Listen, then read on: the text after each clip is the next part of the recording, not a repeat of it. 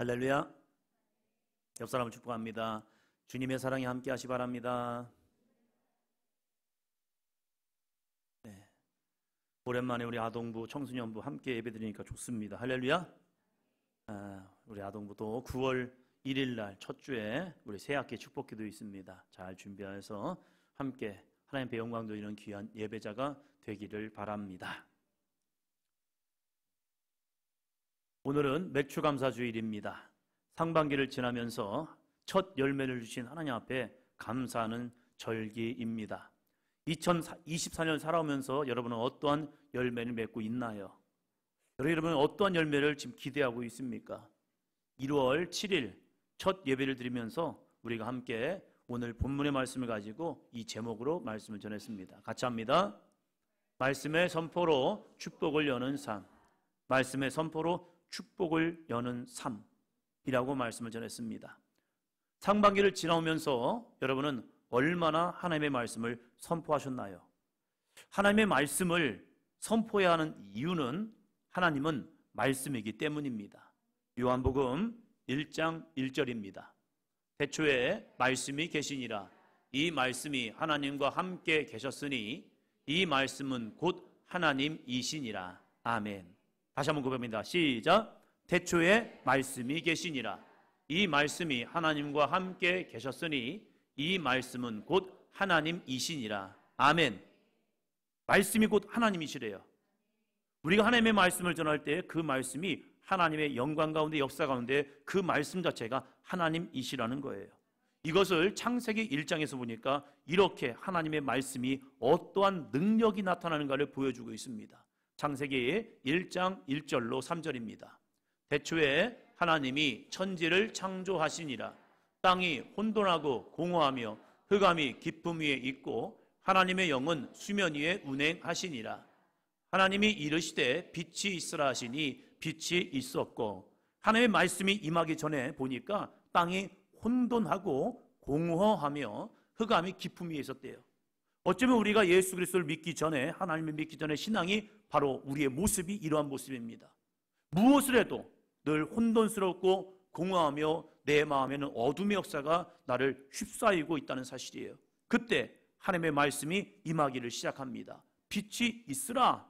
하나님의 말씀이 선포되는 순간 어떻게 되죠? 빛이 있었고, 말씀은 이러한 능력이 있다는 겁니다. 우리 가운데도 하나님의 말씀이 들어오고 우리 가운데도 하나님의 말씀이 비춰지면 내 안에 있는 어둠의 권세는 떠나갈 줄로 믿습니다. 모든 혼돈과 공허와 흑암은 떠나가고 창조의 역사, 유명한 창조의 역사 아시죠? 제네시스의 역사가, 창세기의 역사가, 시작의 역사가, 드디어 구원의 역사가 시작될 줄로 믿습니다. 그것은 다른 것이 아니라 바로 하나님의 말씀의 능력이라는 거예요. 오늘도 하나님의 말씀이 선포되는 곳에 재창조의 역사가 임할 줄로 믿습니다. 그래서 우리는 기도해야 합니다. 한번 더 합니다. 하나님, 나에게 말씀해 주세요. 이 거룩한 역사요. 우리가 하나님의 말씀을 들으면요, 그 말씀을 들음을 통하여 인생이 변화됩니다. 삶이 변화됩니다. 환경이 변화됩니다. 가정이 변화됩니다. 우리의 모든 것이 변화됩니다. 할렐루야. 죽어있다 할지라도, 내 영이 죽어있다 할지라도, 잠자고 있다 할지라도 하나님의 말씀이 그 가운데 임하면요, 그 말씀을 통하여 다시 살아나는 은혜를 경험하게 됩니다. 그래서 우리는 하나님의 음성을 들어야 합니다. 그러면 그 말씀은 누구에게 역사할까? 요한복음에서 우리에게 말씀하고 있습니다. 하나님의 능력은 누구에게 나타나는가? 첫째입니다. 첫째, 우리는 예수님 안에 거해야 합니다. 우리가 신앙생활할 때에 그냥 교회만 왔다 갔다 하는 것이 아니라 예수님 안에 거해야 한다는 거예요. 그래서 요한복음 15장 7절에서는 이렇게 말씀을 시작합니다. 같이 합니다. 너희가 내 안에 거하고. 이건 무슨 의미입니까? 이건 어떠한 의미일까요? 예수님이 내 안에 거하는 것은 예수님과 영적 연결과 교제를 말하고 있는 거예요. 한번 따라합니다. 예수님과의 영적 연결과 교제. 예수님과의 영적 연결과 교제, 연결되어 있다는 거예요. 예수님이 멀리 계시고 따로 계시고 없는 것이 아니라 예수님과 내가 영적 교제, 연결되어서 교제하고 있다는 거예요. 이것을 요한복음 15장 5절에서는 이렇게 말합니다. 같이요. 나는 포도나무요, 너희는 가지라. 그가 내 안에, 내가 그 안에 거하면 사람이 열매를 많이 맺나니 나를 떠나서는 너희가 아무것도 할 수 없음이라. 아멘. 예수님은 포도나무고 우리는 가지라는 거예요. 우리 스스로는 어떠한 열매도 맺을 수 없습니다. 어떠한 꽃도 피울 수 없습니다. 왜요? 예수님은 나무고 우리는 가지이기 때문입니다. 근데 예수님과 연결되어 있다면, 내가 기도하는 삶으로 주님과 연결되어만 있다면, 주님과 영적 교제를 이루고 있다면, 주님이 내 안에 거하심을 통하여 주님은 우리에게 능력과 역사를 맺어주고 있다는 사실이에요. 창세기 39장에 요셉이 왜 형통한 자가 되었는가? 그는 노예였어요. 종이었어요.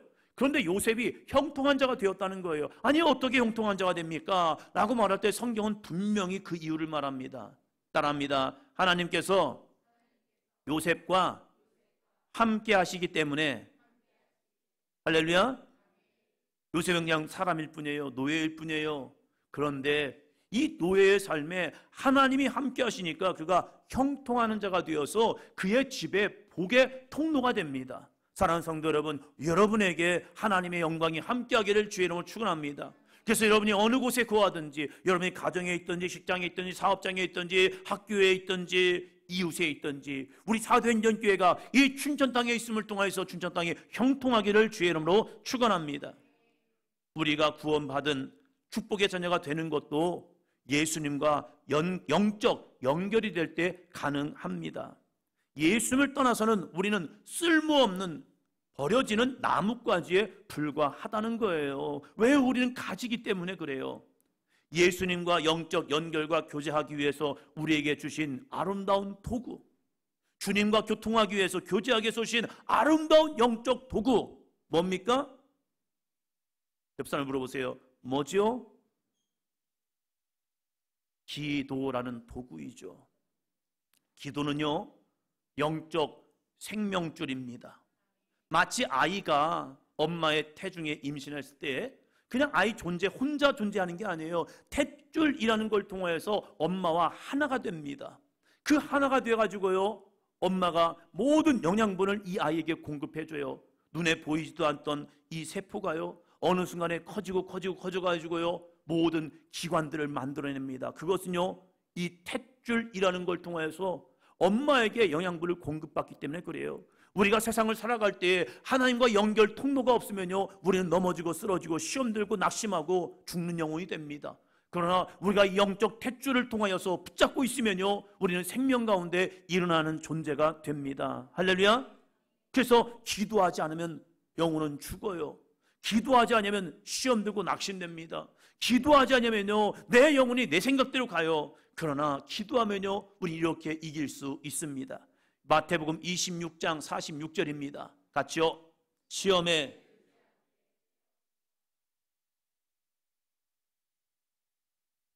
우리 모두 다 신앙생활 잘하기 원하죠. 믿음생활 잘하기 원하죠. 헌신 충성하기 원하죠. 주님 안에 거하길 원하죠. 그런데 예수님도 우리에게 말씀해줘요.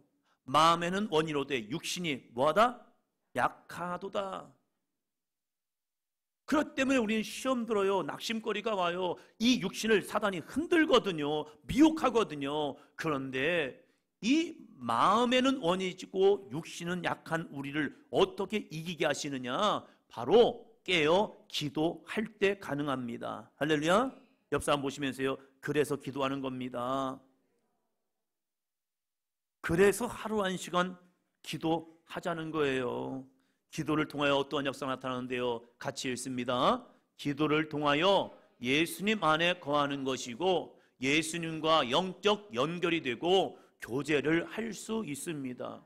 우리가 기도할 때 다른 누구와 교제하는 거 아니에요. 사단과 교제하는 거 아니에요. 기도라는 것은요, 주님과의 영적 교제, 만남인 거예요. 그 만남을 통하여 영적 연결이 되고요, 그리고 예수님 안에 거하는 믿음의 삶이 되고, 내가 주님이 내가 나와 함께 하시는 것은 영적 확신을 얻게 됩니다. 할렐루야. 옆 사람 보시면서요, 그래서 기도하자는 겁니다. 예수만에 거하는 것은 세상을 바라보고 믿는 것이 아니라 예수님을 의존하고 신뢰하는 것입니다. 보는 것, 듣는 것에 흔들리지 않고 예수님만 바라보는 것입니다. 정말로 예수님을 의존하고 신뢰하는 줄 알 수 있는 것은 그 사람의 순종과 헌신의 삶입니다. 아, 저 사람이 지금 예수님과 함께하고 있구나 라고 알 수 있는 것은요, 말이 아니에요. 행함이에요. 그 행함은 무엇이냐? 바로 순종과 헌신이라는 거예요. 여러분, 순종과 헌신이 쉬운 일입니까? 어려운 일이에요. 때론 나에게 감당할 수 없는 마음도 있단 말이에요. 그러나 내 속에 거하는 죄로 인해서 늘 불평하고 불순종할 수밖에 없습니다. 그런데 예수님 안에 있으면요, 나는 죽고 내 안에 예수님께 살아나서 나를 순종의 삶으로 헌신하게 만듭니다. 그것은 내 안에 주시는 영적 감동 때문에 그래요. 그래서 우리 하반기 하루 1시간 기도로 예수님 안에 거하기를 주의 이름으로 축원합니다. 둘째입니다. 둘째, 예수님 말씀이 내 안에 있어야 합니다. 말씀을 선포하기 위해서 필요한 것은 예수님의 말씀이 내 안에 있어야 한다는 거예요. 7절 중반부에는 이렇게 주님이 말씀합니다. 같이 합니다. 내 말이 너희 안에 거하면. 여러분, 내 안에 어떤 마음이 가득합니까? 여러분에게는 무엇이 가득합니까? 여러분의 마음을 열고 볼 수 있다면 그 마음에는 무엇이 가득합니까? 돈이 가득합니까? 사랑의 갈급함이 가득합니까? 내 욕구가 가득합니까? 내 욕망이 가득합니까? 아니면 내 자식들로 가득합니까? 내 남편과 아내로 가득합니까? 내 안에 지금 가득한 게 무엇냐 이거예요. 어떤 생각을 하며 살고 있습니까? 어떤 말을 하며 살고 있습니까? 언어는 마음의 거울입니다. 말은 마음의 소리이기도 하죠. 내 속에 무엇이 있느냐에 있어서 그 사람이 말이 나옵니다. 그래서 나는 지금 무슨 말을 하고 있지? 때로는 지금 내가 무슨 말하고 있는지 한번 녹음해서 들어보면요, 참 재밌습니다. 아, 내가 이러한 말투구나, 내가 이러한 말을 하고 있구나를 알 수 있어요. 예수님은 우리 안에 무엇이 있어야 하는지를 말씀하고 있습니다. 예수님의 말씀이 내 안에 있으면 어둠에서 빛을 볼 수 있습니다. 절망 가운데 소망을 볼 수 있습니다. 두려움 가운데 담대함을 가질 수 있습니다. 어떻게 해요? 주님의 말씀이 내 안에 있으면요. 여호수아는 모세를 이어서 이스라엘의 지도자가 되었습니다. 지도자가 된다는 것 좋은 일이기도 하지만 엄청난 부담스러운 무거운 짐이기도 합니다. 그래서 여호수아가 이걸 어떻게 하지라고 근심하고 있었던 것 같아요. 그럴 때 하나님이 이 여호수아의 마음속에 말씀을 집어넣어 주기 시작하는 겁니다. 여호수아야, 두려워하지 마, 놀라지 마, 담대해, 내가 너와 함께 할 거야. 이 말씀이 여호수아에게 임하는 순간 두려움은 조금씩 사라지면서 말씀이 확신이 되면서 그 확신 가운데 거하면서 이 여호수아는 이 가나안 정복 사업을 이루어냅니다. 여호수아가 강했기 때문이 아닙니다. 그 안에 하나님의 말씀이 거하기 때문입니다. 다윗이 골리앗을 만났습니다. 골리앗은 엄청난 장수입니다. 그리고 다윗은 소년입니다. 장군과 소년이 싸워야 합니다. 백전백패가 됩니다. 그런데 이 다윗에게 하나님의 말씀이 들어가기 시작하는 겁니다. 그 말씀을 통하여 다윗이 담대함을 얻고 전쟁은 여호와께 속한 것이다. 할렐루야. 이 말씀이 그 안에 속함을 통하여 야, 이 골리앗과의 싸움은 내가 아니구나, 하나님이 나와 함께 하심을 통하여 이기게 하시겠다. 할렐루야. 이 믿음을 가지고 작대기를 가지고 돌멩이를 가지고 물매를 가지고 이 장수와 싸우겠다고 합니다. 놀라운 일이죠.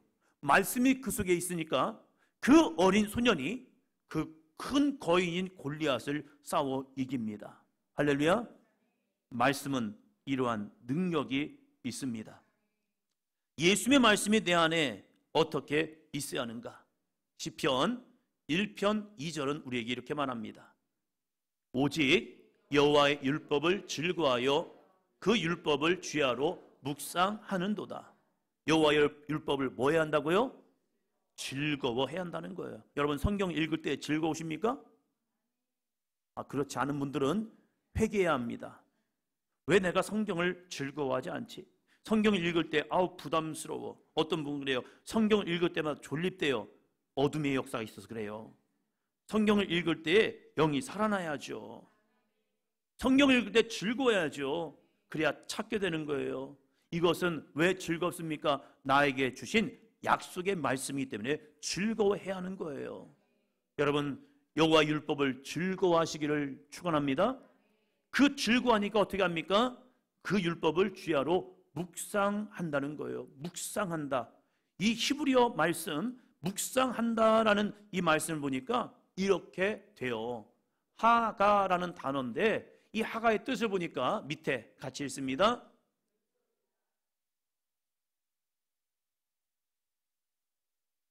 읊조리다, 숙고하다, 반복해서 되뇌다. 이것은요 계속 내 입술을 가지고 입을 열어서 하나님의 말씀을 계속 읊어대는 거예요. 저는 2024년을 시작하면서 제 안에 하나님의 약속의 말씀을 붙들고 선포하는 게 있습니다. 읊조리는 게 있습니다. 기도하면서 계속 읊조립니다. 생육할지어다 번성할지어다 땅에 충만할지어다 땅을 정복할지어다 모든 만물을 다스릴지어다 박재영 너는 복이 될지어다. 우리 사도행전교회를 주신 하나님의 말씀 너희가 내 안에 거하고 내 말이 너희 안에 거하면 무엇인지 원하는 대로 구하라 그리하면 이루리라. 저에게 개인적으로 주신 말씀 이사야 33장 16절 말씀 그는 높은 곳에 거하리니 견고한 바위가 그의 유사가 되며 그의 양식은 공급되고 그의 물은 끊어지지 아니하리라.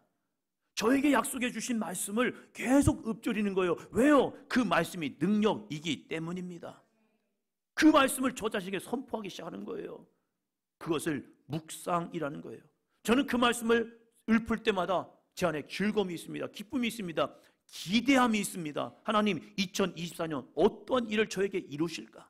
우리 사도행전 통해서 어떠한 간증들이 많이 나타날까? 주여 우리 사도행전 교회 성도들이 하나님 주님 안에 거하고 그 안에 말씀들이 거함을 통하여서 주여 원하는 대로 되어지는 역사가 임하게 도와주옵소서. 그래서 많은 사람들에게 내가 예수 그리스도를 믿음을 통하여 이러한 은혜와 축복을 누렸고 내가 구원을 얻었습니다. 이런 간증의 주인공이 되어서 복음 전하는 사람들이 되게 도와주시옵소서.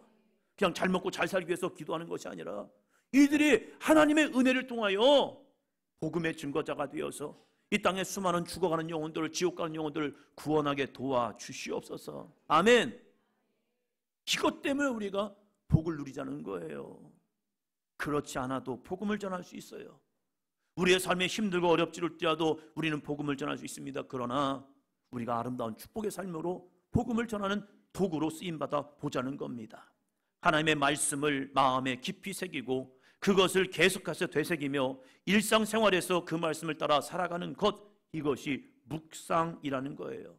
그래서 우리 사도행전 교회가 말씀의 6단계를 하고 있죠. 말씀의 6단계 같이 합니다.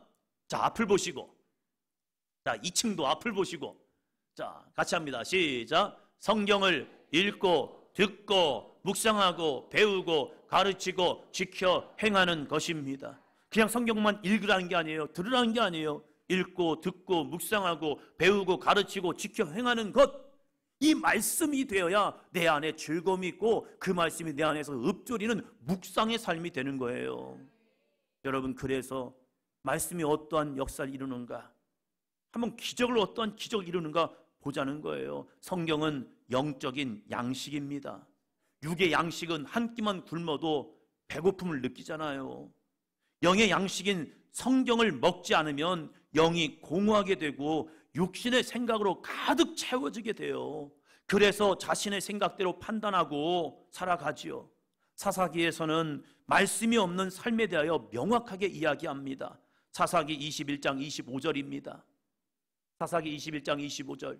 그때에 이스라엘의 왕이 없으므로 사람이 각기 자기의 소견에 옳은 대로 행하였더라. 이스라엘의 왕이 없으므로, 이스라엘 백성에게 참된 왕, 메시아가, 구원자가 하나님이 그들 마음에 없으니까 각기 자기의 소견대로, 자기의 생각대로 살아가고 있다는 사실이에요. 이제 2024년 절반이 남았습니다. 이 남은 기간 동안 예수님 안에 거하는 삶을 위해서 우리 1시간 기도합시다. 할렐루야. 예수님의 말씀이 내 안에 거하도록 성경을 읽고 듣고 묵상하고 배우고 가르치고 지켜 행합시다. 할렐루야. 그러면 어떠한 기적이 나타납니까? 하루 1시간 기도하고 늘 말씀을 주야로 묵상하고 그 말씀을 내가 먹고 그 말씀을 읽고 듣고 묵상하고 가르치고 지켜 행하면 어떠한 역사가 이루어집니까? 놀라운 역사가 이루어져요. 같이 봅니다. 시작. 무엇이든지 원하는 대로 구하라. 그리하면 이루리라. 엄청난 능력입니다. 이건 기적입니다. 어떻게 이런 기적이 일어납니까? 우리가 예수님 안에 거하고 예수님의 말씀이 내 안에 거할 때 내게 주시는 말씀대로 살아가는 사람에게 주시는 은혜입니다. 우리 모두 다 하반기를 이런 믿음 가운데 살아감을 통하여 2024년도 마감할 때에 하나님 저에게 이런 풍성한 은혜를 주었습니다. 10가지 감사가 아니라 주여 나에게는 100가지 감사가 넘쳐났습니다. 할렐루야. 이 거룩한 고백이 있는 2024년도 하반기가 되기를 축원합니다.